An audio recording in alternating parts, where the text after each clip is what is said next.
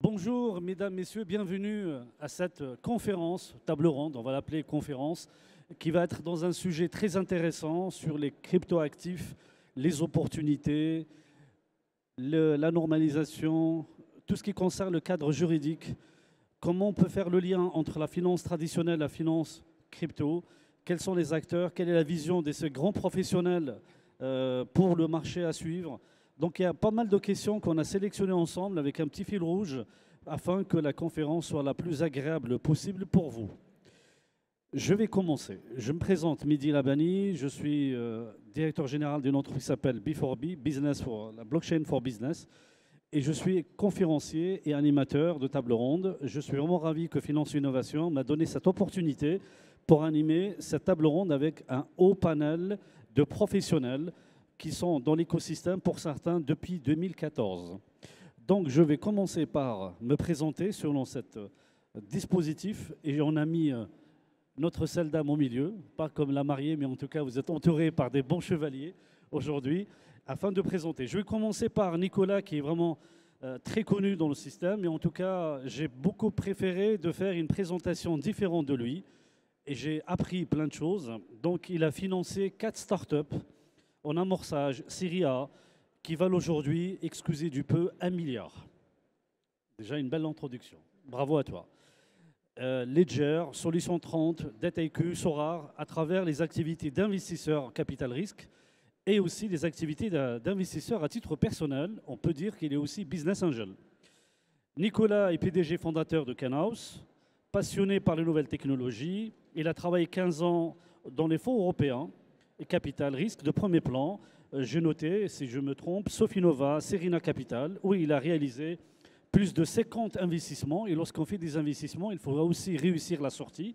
C'est ce qu'il a fait aussi. Il a aussi créé une entreprise de conseil de stratégie. Il est membre actif de l'écosystème blockchain depuis 2014. Donc ce n'est pas hier qu'il a commencé à être dans l'écosystème. Il a aidé à participer à la création de Ledger. Et comme formation, on a quand même avec Nicolas diplômé Télécom Paris et un master de sciences McGill à l'Université de Canada et l'Université de Paris-Saclay et ENS Cachan. Bienvenue à toi, Nicolas. Merci, quelle introduction. Je cuisine aussi et je fais des marathons. Voilà, j'ai pas mal de choses que je n'ai pas dit. Je passe à un autre conférencier qui est juste à gauche de toi, c'est Arnaud. Je suis ravi de te recevoir, cher Arnaud Missé, qui a rejoint KCIS en 2011 en tant que responsable de produits et de groupe. En mars 2018, il était nommé Chief Digital Officer, mais avant cela, il avait une vie, bien entendu, et il exerçait une fonction de directeur chez PwC, Eurogroup Consulting, toujours dans le domaine bancaire. En tout cas, je suis ravi d'être entouré par des financiers et des banquiers. Il a travaillé sur de nombreux projets, allant de projets informatiques à des problématiques de développement stratégique pour les banques de titres et de détail. Et j'ai des questions par rapport à ça après. Il est titulaire de master en gestion des risques, HEC, ainsi qu'un master en droit international et des affaires de l'Université de Paris 5. Merci beaucoup à toi d'être parmi nous. Merci Mehdi, ravi de participer à ce panel. Merci beaucoup à toi. Nous avons la dame du notre panel. Merci beaucoup d'être parmi nous, chère Laetitia Zito. Directrice générale de Paymium, la plus ancienne, Paymium c'est une des plus anciennes places de marché, pour ne pas dire la plus ancienne des échanges de cryptoactifs, fondée en France, diplômée d'un master de l'ESSEC, un parcours scientifique qui l'a amené à occuper des postes de direction financière. Tu as plus de 20 ans d'expérience professionnelle, en tout cas je suis ravi de t'avoir dans ce panel, aussi bien en France qu'à l'international. Bienvenue à toi. Merci Mehdi. Bonjour à tous. Merci beaucoup. Encore à côté, tu passes le micro, c'est magnifique. Donc on a Alexis Monnier, présentation simple mais efficace, CEO d'Afterdata, premier éditeur français en solutions de conformité financière. J'ai aussi lu sur LinkedIn, tu ne l'as pas dit mais je l'ai lu tout seul, que aussi tu étais sapeur-pompier en temps partiel. Ça veut dire que l'humanité, elle est toujours en toi. On peut avoir le financement, le finance et être au service de l'autre. Donc je suis ravi de t'avoir. Avant, tu étais chef des ventes chez Idil, ingénieur d'affaires dans les banques et les assurances, titulaire de 2SS, c'est un peu le master 2 à la Sorbonne, promo 2002. Bienvenue à toi. Bonjour à tous, merci Mehdi. Merci beaucoup. Et enfin, j'ai laissé mon Lionel, que tu auras le regard de crypto et de trading, que j'aurai le malin plaisir de te poser des questions tout au long de ce panel. Donc, Lionel, cofondateur de CEO de Trax, de l'Indic Platform for Crypto Index. Avant, tu avais une vie, bien entendu. Tu as occupé des postes de stratégie pour plusieurs startups. Une expérience bancaire aussi, comme analyste en recherche de crédit. Tu as plusieurs masters en collection, un peu comme moi. En tout cas, tu as un parcours impressionnant. Paris-Dauphine dans le management international. Un autre master dans les banques privées et gestion d'actifs à l'ESCP. Et tu as fait aussi, j'ai vu sur LinkedIn, une formation à l'American University. Voilà, donc voilà, collectionneur de diplômes. Tu es passionné par les actifs numériques et de la finance digitale. Tu as apporté ton expérience en tant qu'ancien analyste et trader dans la finance traditionnelle. C'est ce que j'aime chez toi, ce que tu viens de la finance traditionnelle. Et tu as mis un pied et quelques orteils dans la finance crypto. Et en plus, l'entreprise que tu représentes crée de nouvelles normes d'investissement sur les actifs numériques grâce à ta plateforme de trading. En plus, tu as en conformité, tu as un haut degré de conformité, tu proposes des solutions personnalisées offrant aux investisseurs avertis du haut degré de conformité et de sécurité et de liquidité. Et tu es prestataire PSAN. Donc voilà, il faut le dire et le souligner. Voilà, bonjour Mehdi, bonjour à tous, merci. Merci beaucoup, bienvenue à toi. Donc j'aimerais bien que tu passes le micro, on n'a que 2, mais en tout cas on va se débrouiller. Voilà, merci beaucoup. Donc là, avec l'introduction de ces panélistes de haut niveau, j'ai envie de dire, et j'ai envie de commencer avec toi, cher Nicolas, avant de commencer à entrer dans le vif du sujet, ça sera bien qu'on ait quand même un discours qui permet de parler à tout le monde avec équité. Malheureusement, l'équité, on ne l'a pas toujours. Et c'est pour cela, moi, j'ai envie de te poser une première question. Peut-on réellement parler d'avantages concurrentiels et d'attractivité si quelques plateformes sont régulées et le reste du marché ne l'est pas? Quel est ton regard par rapport à cette question, s'il te plaît? Alors, c'est une bonne question, Mehdi. C'est vrai que dès lors que des plateformes dans le monde n'ont pas la même régulation que d'autres qui peuvent exercer en Europe, on se retrouve avec un désavantage concurrentiel qu'on a largement souligné déjà par le passé et qui pose également des problèmes vis-à-vis des consommateurs, des investisseurs. J'aurais tendance à dire que oui, bien sûr, c'est vrai. L'avantage en fait d'utiliser des services accessibles par Internet, c'est qu'ils sont accessibles très facilement. Depuis votre canapé ou même maintenant, vous pouvez accéder à un service d'une société basée bien ailleurs qu'en Europe et qui peut ne pas être régulée et qui peut offrir des services crypto. Elle peut proposer dès lors des services avec un avantage concurrentiel qui peut être lié au fait qu'elle ne met pas en place, et ce n'est pas le cas de toutes, hein, mais elle ne met pas en place des dispositions qui sont parfois coûteuses. Il y avait un article d'un média que vous connaissez peut-être qui s'appelle Cryptost, sorti il n'y a pas très longtemps, qui disait le coût de la conformité. Moi, le coût de la conformité chez CoinHouse, c'est 1 million d'euros par an, entre le coût des équipes et le coût des outils qu'on utilise. C'est un coût qui a doublé en l'équivalent de 2 ans et qui va encore fortement augmenter avec les démarches d'agrément. Donc forcément, ce coût, on doit le répercuter quelque part. Soit vous faites énormément de chiffre d'affaires et vous arrivez en fait à l'absorber, mais en même temps, il est assez proportionnel puisque une partie des coûts sont variables liés aux outils et ils variabilisent en fait leurs tarifs à l'usage. Et donc, il y a quelque part également une croissance de ces coûts. Donc il y a un aspect en effet de concurrence qui est pas bon. Maintenant, il est en train de se résoudre parce que aujourd'hui les plateformes elles sont quand même concentrées autour des États-Unis, de l'Europe, de certains pays asiatiques. Il y a quelques plateformes en effet qui sont dans des juridictions encore plus exotiques, on va dire, et parfois même carrément exotiques d'un point de vue géographique. Mais pour le coup, je pense qu'elles vont être également rattrapées par la patrouille parce qu'à un moment, elles exercent dans des pays, notamment aux États-Unis et demain avec l'Europe, avec MiCA, où elles vont être obligées ou contraintes, ne serait-ce que par les partenaires bancaires ou par les autres établissements ou par les régulateurs elles-mêmes, de devoir finalement soit arrêter leurs services, soit de se conformer. Donc aujourd'hui, et ça l'a été énormément, cette problématique il y a quelques années, ça l'est toujours, ça le sera de moins en moins dans les années à venir.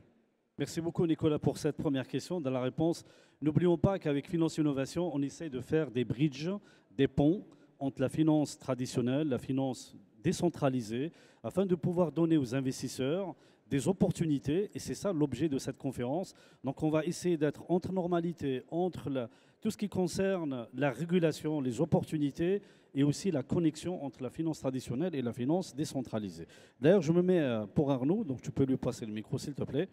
J'ai envie de te poser la question justement qui passera le prolongement de mon introduction. Quelle est la place des acteurs de la finance traditionnelle dans cet écosystème qui est en train de s'agrandir, selon toi, cher Arnaud? Si on parle de réglementation, on parle de confiance, qui sont les deux piliers qui permettent à tout l'écosystème financier de vivre. Et je rejoins totalement ce qu'a mentionné Nicolas.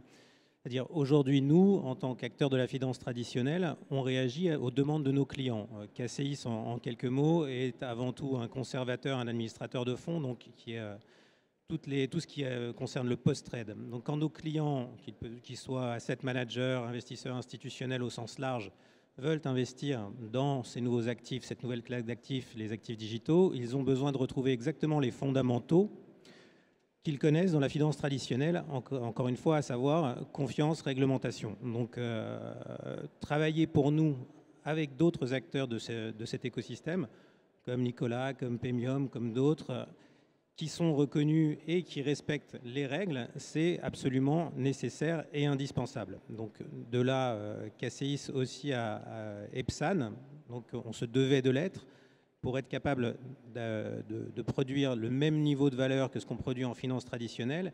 Et donc de notre fenêtre, le rôle des acteurs qui viennent de cette finance traditionnelle, les acteurs classiques tels qu'on peut l'être, c'est d'offrir aux investisseurs cette notion qu'on retrouvait déjà avant, qui est celle de one-stop shop. Vous pouvez acheter tout ce que vous voulez comme instrument financier ou nouvelle asset class, actifs digitaux.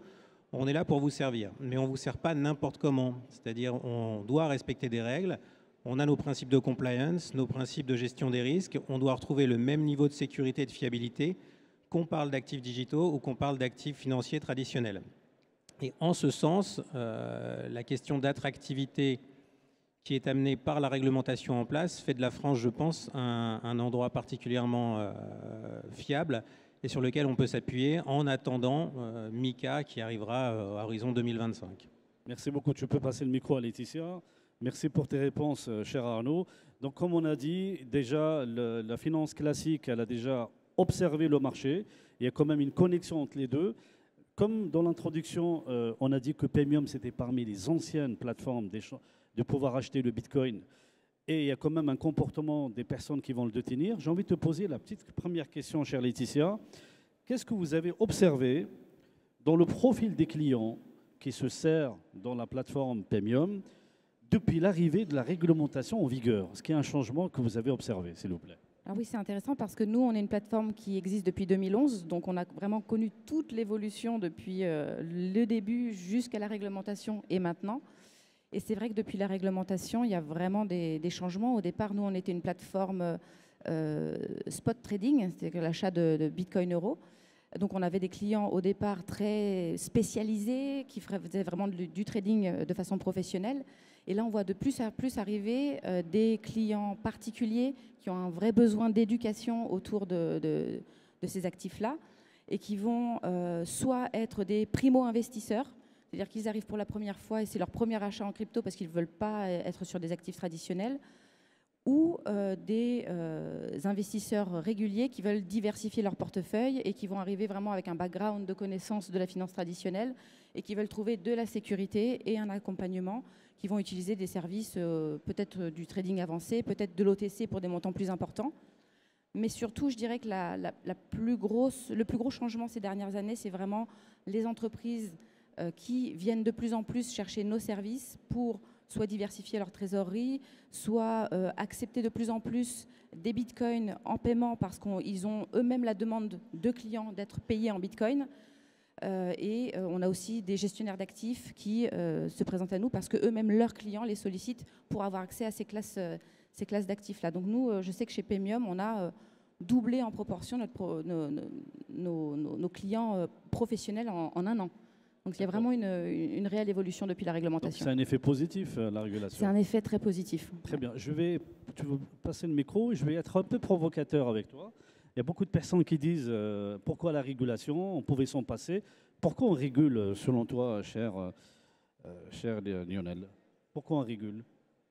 Alors, l'absence de régulation, ça a beaucoup d'avantages. Ça permet une très grande liberté, ça permet de l'indépendance, notamment de l'indépendance par rapport aux États, à l'origine de la régulation. Maintenant, ça a aussi des biais. Et quand on regarde la façon dont se déroulent des marchés, aussi électroniques soient-ils, on reste avec un carnet d'ordres, avec des ordres acheteurs, des ordres vendeurs, et on se rend compte que des techniques de manipulation, aussi classiques que le spoofing d'un carnet d'ordres, on va placer des ordres puis les retirer, se sont développés énormément sur ce type de marché. Des phénomènes comme pump and dump sur lequel on va diffuser une information potentiellement fallacieuse. Quand on parle d'un instrument qui n'est pas basé sur un actif réel, c'est encore plus simple. Donc on a également de très nombreux biais sur ces marchés et qui limitent une partie des investisseurs parce qu'on va avoir des catégories d'investisseurs extrêmement avertis qui vont jouer avec cette liberté et profiter de ce domaine totalement libre.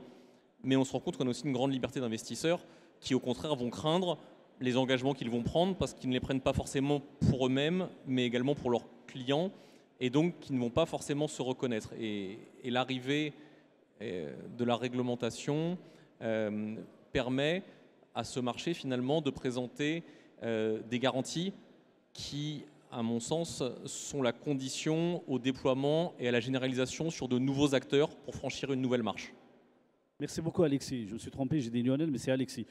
Lionel, j'ai envie de saisir l'opportunité. Donc, on a dit que la régulation, selon Laetitia, ça a amené de bon sens. Il y a quand même une interrogation lorsque j'ai vu le cours, parce que je surveille comme du lait sur le feu le cours du Bitcoin. Est-ce que tu pourras nous donner plus ou moins un aperçu de l'actualité de ce rebond du marché crypto? Est-ce que c'est le début d'une fin du bear market? Quel est ton point de vue d'expert? Alors, je me réserverai déjà de donner des indications de marché, enfin mes propres impressions sur le marché, mais dans l'ensemble, il faut voir déjà d'où on vient, mettre le contexte. Et le contexte, c'est au niveau du sentiment, au niveau du positionnement, au niveau de certains effets de marché, fait qu'il y avait à peu près tous les ingrédients qui étaient réunis pour se préparer à un rebond. Quand on fait un petit pas en arrière, on regarde la série de débâcles, Terra Luna, Genesis, FTX, dont on fête l'anniversaire, là, il y a la semaine dernière, je crois. Disons que le sentiment était au plus bas et ça se ressent bien au niveau de tous les indices, RSI, Fear and Greed, etc., qu'on peut regarder classiquement dans la finance traditionnelle. Ça s'est bien traduit également au niveau du positionnement. Enfin, clairement, les investisseurs étaient sous-exposés à cette classe d'actifs, voire short cette classe d'actifs, si on regarde certains indicateurs, short interest, taux de financement des shorts, etc. Et enfin, il y a un effet technique qui était relativement pervers, puisque tout ça a un effet vicieux dans le sens où il y avait beaucoup moins de volume, notamment, mais pas que, dû au fait que les échanges ne pouvaient plus vraiment fournir de lignes de crédit aux acteurs crypto, qui fait que voilà, il suffisait d'une petite étincelle en fait pour raviver la flamme, je dirais. Donc ces petites étincelles, on en a plusieurs et on les connaît plutôt bien dans l'ensemble maintenant. Il y a bien évidemment l'ETF BlackRock qui va probablement arriver, dont tout le monde parle, qui aura un effet bénéfique évident sur les volumes, mais je pense qu'il y a aussi et surtout un effet bénéfique au niveau de la crédibilisation de cet écosystème qui a été vraiment mis à mal ces dernières années. Donc la perception est en train de changer, notamment auprès d'investisseurs institutionnels à qui on parle. Il y a également le halving dont tout le monde parle également, qui va arriver d'ici quelques mois. Donc le halving qui aura notamment pour effet d'avoir moins de pression vendeuse de la part des mineurs. Et ensuite, il y a certains éléments structurants. On a parlé de la régulation qui arrive, bien évidemment, avec MiCA en Europe, mais pas que. À travers le monde, on regarde dans les pays du Golfe, dans les pays en Asie, etc. Voilà, c'est assez structurant, en fait, ce qui est en train se passer. Bien évidemment, d'un point de vue macro aussi, il y a une relaxe de la pression inflationniste, donc ça se ressent aussi au niveau des taux d'intérêt. Et ce qui bénéficie les actifs à risque, dont bien sûr les cryptoactifs font partie du spectre le plus extrême.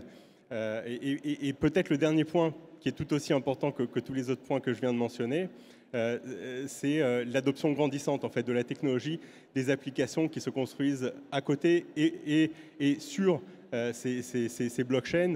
On voit une adoption grandissante et si ce qu'on appelle les tokenomics sont bien faits, donc le lien, si vous voulez, entre le prix du jeton émis par la blockchain ou le protocole et le protocole ou la blockchain sous-jacente, si c'est bien fait, alors il y a un lien intime entre les deux. Donc là, l'adoption grandissante qu'on est en train de voir sur ces blockchains et ces protocoles se traduit en tout cas en partie par une appréciation du prix de ces jetons. Merci beaucoup Lionel. Je reviens vers toi tout à l'heure. J'ai envie de te poser une question après sur l'intérêt des institutionnels. Donc je vais revenir vers toi, cher Nicolas. Je vais te poser deux questions en une, parce que tout à l'heure, tu as quand même signifié que finalement, ça ne sera pas intéressant qu'une partie du monde est régulée, l'autre pas. On a vu par le premier tour de table que la régulation elle a des choses positives. Ce que j'aimerais bien te dire, cher Nicolas, tu as dit tout à l'heure que c'est un coût pour la plateforme de la régulation. Est-ce que tu pourrais nous rappeler le coût, avantage pour les consommateurs et aussi, si on peut se dire, si on peut mettre une troisième petite question, est-ce que c'est un play bancaire au final, le coût de la régulation? Voilà, 3 pour 1.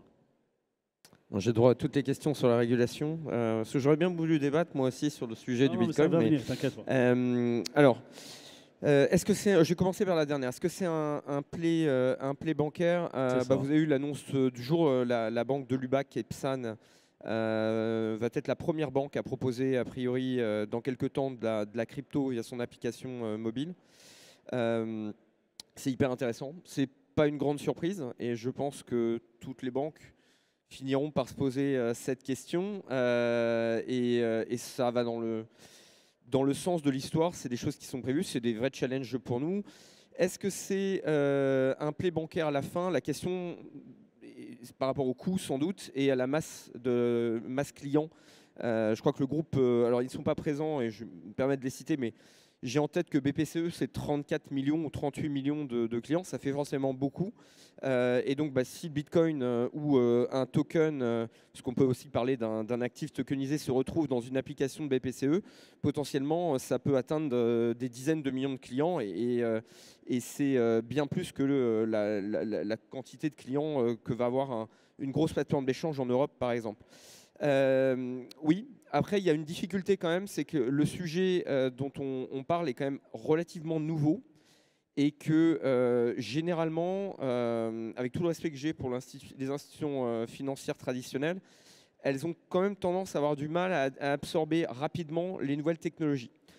Si vous tournez légèrement votre tête sur la droite, vous allez voir deux noms là-bas qui sont assez marrants. L'un dans le monde finalement des solutions pour les banques, pour les entreprises, les PME, et l'autre de mémoire pour la rémunération et les solutions de rémunération. Ces deux acteurs qui sont assez intéressants et qui finalement ont pris des parts de marché assez importantes à des acteurs bancaires qui ont soit délaissé ces marchés, soit n'ont pas su innover à temps.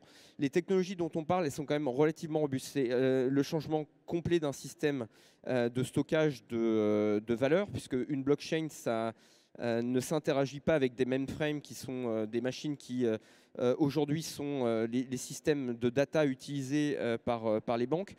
C'est des nouveaux outils, c'est des nouveaux risques, c'est des personnes à former en matière de conformité, en matière d'usage, en matière de conseil, et c'est pas non plus évident. Et il y a un autre petit souci, c'est qu'il n'y a pas de salariés à recruter. Et d'ailleurs, il y a des jobs à pourvoir, forcément. C'est qu'aller trouver un compliance officer qui s'y connaît en crypto. Aller trouver quelqu'un qui est capable de faire du risk analysis réellement sur des outils, des OAT. J'ai utilisé volontairement des acronymes, on adore ça dans le système. Franchement, c'est pas évident. Bientôt, avec Mika, il va falloir évaluer des smart contracts. Et il va falloir évaluer aussi l'empreinte carbone et le sustainability ratio de certaines cryptos. Vous connaissez Injective? C'est une crypto, elle est intéressante. Vous savez en dire quelque chose? Pas forcément. Et donc, imaginez que dans les établissements bancaires, on va devoir demander à des gens qui connaissent des produits traditionnels et donc qui en plus ont détesté la crypto pendant des années, de devoir s'intéresser à ça, se former à ça. Ou alors il va falloir recruter des gens, mais où les former, où les recruter, vu qu'il n'y a pas de formation sur ces sujets. Donc il y a un petit problème là qui me fait penser qu'en fait les acteurs natifs vont plutôt prendre des parts de marché dans les années à venir. Merci beaucoup, Nicolas. Tu peux... Ouais, du coup, je ne réponds pas à la première. T'inquiète pas, je vais revenir parce que tu as lu dans mes pensées, cher Nicolas. En fait, tu as parlé des banques, des acteurs crypto. On a vu en haut Payfit et Conto, pour ne pas les citer. Et ça m'amène à te poser la question, cher Arnaud. Est-ce que les nouveaux acteurs crypto et les banques, est-ce qu'ils peuvent travailler ensemble? Je pense que non seulement ils peuvent, mais ils doivent. Parce que on oppose systématiquement les acteurs crypto et les banques traditionnelles. Je pense que c'est moins manichéen que ça, en fait. Un investisseur, comme on l'a souligné, peut avoir envie d'avoir des actifs traditionnels et des actifs crypto en même temps. Et là, on va bien être obligé de travailler ensemble, qu'on le veuille ou non. Alors certes, je rejoins Nicolas, l'histoire d'amour a mal commencé, mais il est toujours temps de changer. Donc à partir de là... À partir de là, oui, on va travailler ensemble, on travaille déjà ensemble. Tu as cité Delubac. Delubac, me semble-t-il, est un acteur de la finance traditionnelle à l'origine. On est PSAN, on est également issu de la finance traditionnelle. Le différenciant, c'est qu'on travaille avec des acteurs crypto, on travaille avec des acteurs issus de ces nouvelles classes d'actifs. On ne veut pas travailler avec tout le monde. Ça, c'est vrai aussi. On veut travailler avec des gens en qui on peut avoir confiance, en qui respectent les réglementations, ce qu'on va vérifier. Les points que tu as soulevés sont tout à fait vrais. Hein. La nécessaire montée en compétences, notamment des acteurs des fonctions support comme la compliance, la sécurité financière et autres, ça ne se fait pas en un claquement de doigts et c'est essentiel pour nous. Alors ensuite, est-ce qu'on travaille aujourd'hui avec les nouveaux acteurs de crypto? Oui. Et quand on parle de la crypto, comme ça a été un peu introduit aussi, il n'y a pas que la crypto. Il y a toute la finance tokenisée qui, là aussi, nous amène, nous, à devoir, comme tu l'as dit, acquérir de nouveaux systèmes, de nouvelles technologies. Et c'est exactement le chemin qu'on est en train de suivre. Mais tu as raison, ça prend du temps et on est souvent de gros bateaux qui ont une certaine inertie. Voilà. Merci beaucoup pour ta réponse. Ce n'est pas une question facile. Je vais passer le micro à Laetitia. Donc juste, on va faire un petit récap sur la question qui était plus ou moins répondue en filigrane, chère Laetitia, pour les personnes qui ont suivi cette table ronde et qui nous rejoignent. Est-ce que, selon toi, la réglementation est un frein au développement ou est-ce que c'est une opportunité? Il y a beaucoup de gens qui disent « stop, il faut arrêter les… » Dans cette question, en fait, pour moi, il y a une question de temporalité. Je pense qu'on a vécu pas mal de choses similaires. Je reboucle un peu sur ce qu'a dit Nicolas. On a eu des acteurs étrangers qui n'avaient aucune réglementation, qui proposaient des services en France. Il ne faut pas oublier qu'on est sur des technologies extrêmement pointues, extrêmement complexes et nouvelles. On a un besoin important de talents tech qui sont rares, qui sont chers. Et quand on doit investir autant d'argent dans la conformité, dans la réglementation, c'est des investissements qu'on ne fait pas pour se développer, pour proposer des nouveaux services et pour être aussi innovants que des concurrents qui sont à l'étranger.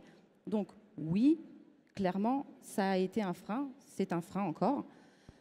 Et en même temps, sans réglementation, il n'y aura pas d'adoption de masse parce qu'on a besoin de travailler avec des acteurs traditionnels. Donc cette réglementation, elle est aussi nécessaire. Donc c'est sans doute pour le futur une opportunité. Moi, je tends à considérer qu'à date, c'est un investissement. Mais voilà, c'est les deux. Très bien. Je vais poser la même question à Alexis, vu que la table ronde, elle a la régulation en filigrane. J'ai envie de dire MiCA et de façon générale la montée en puissance des régulations. Est-ce que selon toi, cher Alexis, c'est un risque ou opportunité pour le marché des cryptoactifs? Un sujet important, je peux poser la même question, c'est pas grave. Alors, un risque, non. Une contrainte, clairement. Ça a un coût pas négligeable, on l'a défini tout à l'heure. Ce coût va être croissant. Et malheureusement, à partir du moment où on a une réglementation, on a toujours une tendance inflationniste à la réglementation. Et qui dit inflation réglementaire dit inflation financière du coût de la régulation. Donc est-ce que c'est une limite? Oui. Est-ce que c'est une contrainte? Oui.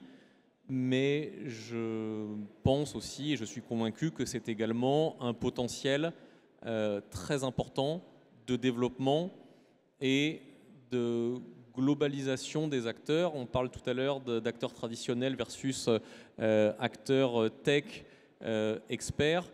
Il y a de fortes chances que les acteurs traditionnels aient beaucoup de freins à se lancer sur des marchés sur lesquels il n'y ait aucune garantie d'équité par rapport au marché.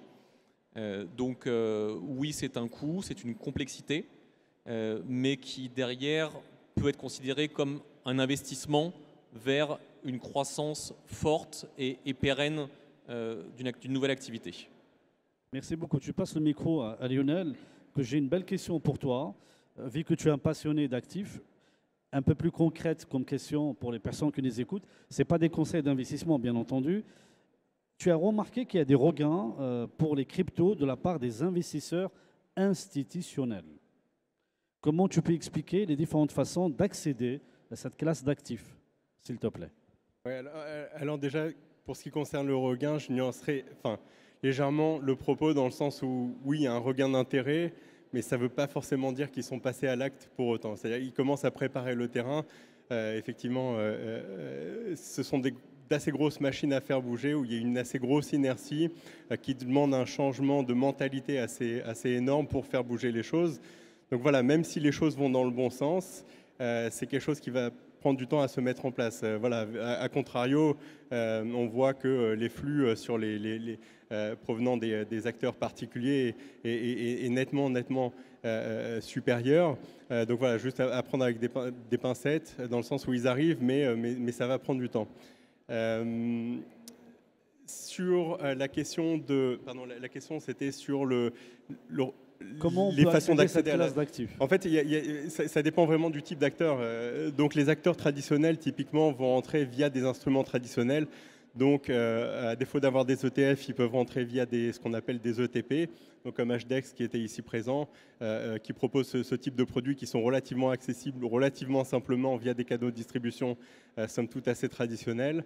Il y a également des futurs de la CME ou CBOE qui passent par des canaux traditionnels, mais encore une fois qui sont accessibles essentiellement pour les acteurs institutionnels et uniquement pour les acteurs institutionnels. Après, il y a les voies un petit peu plus, je dirais retail ou particulier, qui sont les plateformes centralisées type Binance, Kraken, où là, il faut bien sûr émettre des réserves quant à la façon dont ils gèrent leur activité, dont ils gèrent leurs risques sur la gestion notamment de la custody, la ségrégation des actifs, l'hypothécation des actifs qu'ils en font pour créer certains produits et services autour.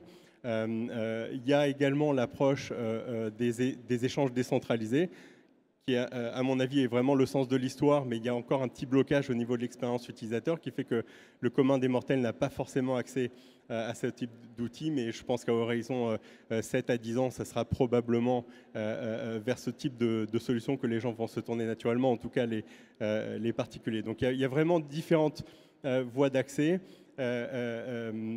qui sont disponibles aujourd'hui. Pour les institutionnels, il s'agit vraiment de changer le mindset plus qu'autre chose. Parce que les outils sont bel et bien là. Et on voit là où il y avait des gros goulots d'étranglement au niveau de la qualité de données, au niveau des dépositaires, etc., tout l'écosystème est en train de se mettre en place. Après, il faut aussi changer de mentalité pour se dire on y va. Merci beaucoup. Je vais garder le lien. Je vais passer le micro à Arnaud. J'ai des questions encore pour toi, Nicolas. Pour rester dans l'investissement institutionnel, quel est l'appétit, selon toi, cher Arnaud, de cette demande? Alors, nous, encore une fois, on n'a pas vocation à conseiller nos clients investisseurs institutionnels d'acheter quoi que ce soit. Donc, on ne fait que suivre leurs besoins. Et je reviendrai, on a parlé d'FTX un petit peu, c'est juste pour l'anecdote, FTX, c'est pour nous probablement la meilleure chose qui soit arrivée. D'accord. Quand il y a eu ce scandale-là, ça nous a permis de nous repositionner et de montrer la valeur que peut avoir un tiers de confiance dans toute cette chaîne. Et si on regarde un peu l'appétit de notre fenêtre, qui n'est que celle de KCI, ce que l'on voit de nos clients, Jusqu'à FTX, on était à une grosse majorité d'investissements crypto-monnaie, des demandes pour de la crypto-monnaie, pas forcément massive, mais de la demande pour se diversifier, pour apprendre. Après FTX, ça a été très calme, la demande en crypto-monnaie. On est passé sur vraiment nouvelle demande d'actifs financiers tokenisés, tokenisation native, tokenisation hybride. Et aujourd'hui, les courbes sont en train de se recroiser. On a vraiment de la demande pour les deux. Et ce qui est assez amusant, c'est que peut-être les plus novateurs, je dirais, ne sont pas ceux qu'on attendait forcément, mais du moins, encore une fois, de notre fenêtre, c'est vraiment des grands corporates qui n'ont pas peur d'aller essayer de nouveaux types d'investissements. Donc aujourd'hui, oui, on veut les suivre et on voit que ça décolle. Et même si on regarde un peu plus loin, je pense que 2023 était une vraie année d'inflexion où on est passé de beaucoup de phases d'expérimentation, de tests qu'on a pu tous faire et qui au final n'ont pas débouché sur grand-chose, à une véritable bascule si on regarde ce qui se passe notamment sur la tokenisation des collatéraux, par exemple. Ça marche très bien et c'est vraiment live, il y a de gros échanges, c'est plus des expériences. Si on regarde au-delà de ça, des nouveaux réseaux comme Canton Network qui ont pu démarrer, là aussi, c'est vraiment passé à l'étape supérieure. Et ce qui a été mentionné, quand on regarde ailleurs, et notamment vers l'Asie, on se rend compte que là, la réglementation et le régulateur jouent un rôle encore plus actif. Si on regarde ne serait-ce que Singapour, avec la Monetary Authority of Singapore et les projets de mise en place d'une infrastructure globale, on voit que ça décolle vraiment et qu'on passe à une autre étape que ce qu'on a pu connaître auparavant. Merci beaucoup. Tu passes le micro à Laetitia, parce que tout à l'heure, tu as dit que la réglementation, c'est quelque chose de bien. Paymium est un acteur du Bitcoin, d'accord, même si maintenant il s'ouvre à d'autres cryptos. J'ai envie de te poser une question pour le Bitcoin. Est-ce que cette réglementation est compatible avec la promesse de décentralisation de Bitcoin, selon toi? C'est une question complexe, presque philosophique. Vous avez 4 heures. Mais je vais essayer de faire court parce que je vois qu'on arrive à la fin. Moi, j'essayerais de prendre un peu un parallèle avec le web. Quelque part, c'est un réseau permissionless. On peut arriver sur le web, créer un site, créer du contenu. On peut arriver sur Bitcoin en participant à un nœud. On peut faire des transactions dessus. La réglementation, elle se met en place aujourd'hui. On voit qu'il y a des États qui ont des positions très différentes entre les États qui vont voir ça comme un vrai potentiel pour le développement, pour l'innovation, et d'autres qui vont complètement couper court à ces réseaux-là. Je dirais qu'on a aujourd'hui Internet à sa monnaie, Bitcoin. Antonopoulos dit souvent Bitcoin, c'est l'Internet de la monnaie en tant que réseau en réalité, en tant que réseau sur lequel on va pouvoir construire un réseau de paiement, sur lequel on va pouvoir construire les applications futures de l'échange de la valeur. Moi, je suis très curieuse de voir comment sera la régulation qui tend à être inflationniste d'habitude, comment sera la régulation dans quelques années où accéder aux cryptos, accéder à Bitcoin, ce sera aussi simple que de créer une page de blog. Et ça, c'est passionnant. Merci beaucoup. Tu passes le micro à Alexis. Tu sais très bien que dans la finance traditionnelle, on peut toujours magouiller, on peut toujours influencer, on peut toujours manipuler l'opinion et surtout du trader. Je m'aimerais bien utiliser ta position de premier éditeur de solutions de conformité avec Afterdata. Et j'ai envie de te poser la question suivante. Les solutions informatiques de détection d'abus de marché sont dès à présent présentes à répondre aux exigences de régulateurs pour éviter d'éventuelles sanctions? Est-ce que c'est oui? Est-ce que c'est possible, selon toi? Alors, ce qui fait l'émergence de logiciels tels que ceux qu'on développe sur de la détection d'abus de marché, sur du blanchiment, c'est avant tout parce qu'il y a un besoin et parce qu'il y a des acteurs qui ont besoin de s'équiper pour garantir leur conformité et pour répondre aux exigences du régulateur. Aujourd'hui, ces exigences, elles sont balbutiantes, même si en termes de blanchiment, on a des exemples, quand on regarde notamment aux États-Unis, sur des sanctions qui sont loin d'être négligeables. Est-ce que les acteurs traditionnels sont déjà prêts? Je ne sais pas, je ne suis pas leur porte-parole, même si j'ai quelques idées. Est-ce que des acteurs plus innovants commencent à y travailler? En tout cas, concernant Afterdata, clairement oui. Parce que, d'une part, on a un réel besoin existant, un besoin à venir qui est colossal, et parce que l'effort n'est pas négligeable, parce que même si on parle souvent de mécanismes de blanchiment, de mécanismes de manipulation de cours, de mécanismes d'information privilégiée, qui en fait sont intellectuellement assez classiques, la façon de les identifier et la barrière technologique des cryptoactifs fait qu'il y a un travail, un effort de R&D qui n'est pas négligeable. Et c'est pour ça aujourd'hui que ça équipe à peu près un tiers de notre équipe R&D pour développer en partenariat avec des acteurs du secteur des outils qui soient dès à présent opérationnels pour répondre aux nouvelles exigences du régulateur. Merci beaucoup. Tu passes le micro à notre ami Lionel. Donc on a parlé régulation, investissement, relation avec la finance traditionnelle, la finance crypto. J'ai envie de dire, lorsqu'on a un portefeuille, vu que toi tu as une vue assez avisée, ce n'est pas des conseils d'investissement, mais j'ai envie de te poser la question suivante. Quelle est la place des cryptos dans un portefeuille? Pour les personnes qui viennent de la finance classique, dans leur portefeuille, ils ont des actions, ils ont des fonds souverains parfois, des OAT comme il a dit tout à l'heure Nicolas en l'acronyme. Donc on a pas mal d'options, pas mal de produits dérivés. Et maintenant on a des investisseurs, family office, les CGP, qui sont en train de s'interroger sur un petit placement dans le portefeuille. Quelle est la place selon toi, s'il te plaît? Je vais être légèrement biaisé en disant 100%. Mais en fait, ça dépend vraiment de l'aversion au risque plus sérieusement. Et aussi l'affinité avec cette classe d'actifs où il faut reconnaître la courbe d'apprentissage est relativement pentue. Ensuite, ça dépend vraiment en fait, de la raison pour laquelle on rentre dans cette classe d'actifs. Est-ce que c'est à des fins de diversification de portefeuille parce que dans l'ensemble, en tout cas sur le long terme, c'est une classe d'actifs qui est relativement faiblement corrélée à d'autres classes d'actifs plus traditionnelles et pour cause, les déterminants de prix ne sont pas les mêmes. Est-ce qu'on y rentre parce qu'on cherche une certaine asymétrie du risque et parce que le ratio rendement-risque peut être intéressant ou est-ce qu'on y rentre parce qu'on adore l'adoption technologique sous-jacente et on veut, c'est une façon de la jouer. Donc vraiment, en fonction de ça, il faut calibrer son portefeuille en conséquence. Et enfin, ça dépend aussi de ce qu'on met dans son portefeuille, parce que là, on parle beaucoup de Bitcoin, qui est le point d'entrée naturel pour tout le monde, mais le Bitcoin ne représente maintenant que la moitié, je crois, ou autour de la moitié des crypto-actifs au sens large, au sein duquel il y a différentes sous-classes d'actifs, différents thèmes, etc. Et surtout différents niveaux de risque et de volatilité. Donc bien sûr, si on a une exposition à la crypto avec une prépondérance en Bitcoin ou en Ether dans une moindre mesure, on peut se permettre d'avoir un portefeuille plus exposé aux cryptos que si on va sur ce qu'on appelle des alternative coins qui seront par nature plus risqués. Donc voilà, dans l'ensemble, je dirais que maintenant on est à un point où on passe d'un risque de réputation, risque carrière, à presque un coût d'opportunité à ne pas être exposé à cette classe d'actifs. Donc zéro exposition, je pense qu'à moins que le mandat l'en empêche, je pense que c'est presque plus un débat. Maintenant, est-ce qu'on parle de 3%, 5%, 7%, ça dépend vraiment. C'est une classe d'actifs alternative, il ne faut pas l'oublier, donc il faut la traiter en tant que telle, comme on traiterait le hedge fund ou le private equity. Donc on ne parle que de quelques pourcents d'exposition, mais qui peuvent avoir un impact disproportionné sur la performance globale de son portefeuille. Mais pour vous donner un ordre d'idée, je dirais entre 2 et 6-7% en fonction de tous ces éléments que je viens d'évoquer. D'accord, merci beaucoup. Je vais passer le micro à Nicolas. Je ne t'ai pas oublié. Hein.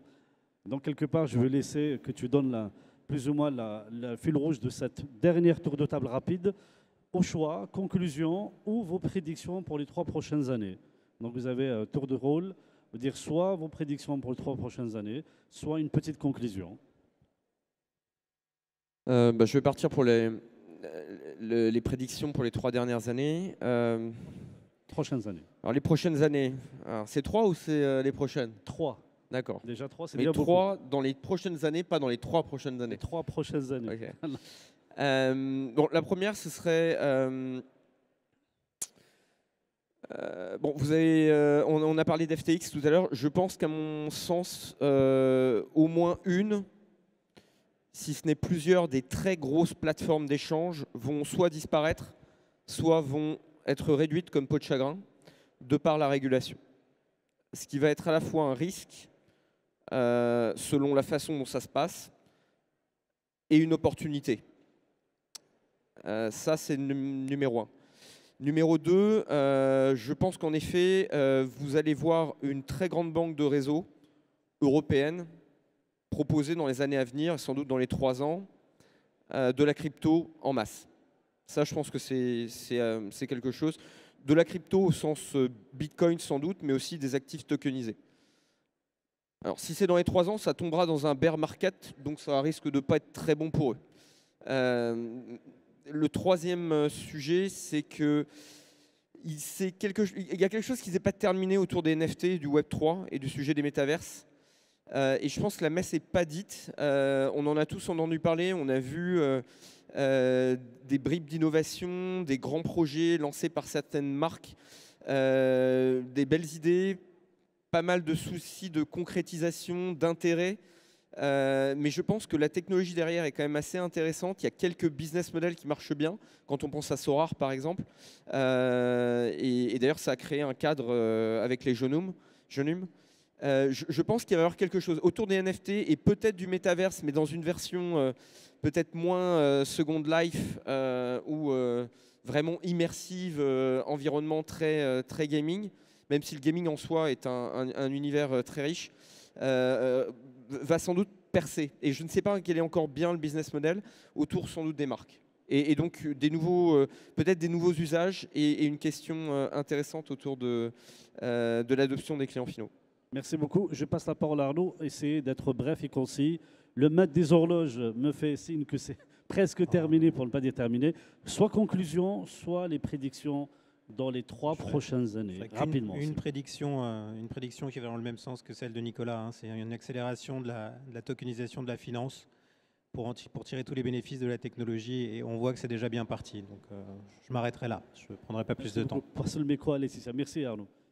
Je pense qu'on aura une consolidation du marché en général et qu'on n'a pas encore idée des applications qui vont arriver sur les réseaux de cryptoactifs. Merci. On passe à Alexis. À 3 ans d'ici, qui dit montée en puissance de régulation dit sanctions pour l'exemple. La question c'est qui ce sera, mais ce sera des sanctions dures, parce que tous les régulateurs se sont toujours imposés comme ça dans tous les pays développés pour commencer, et les premières sanctions sont toujours les plus violentes. Ok.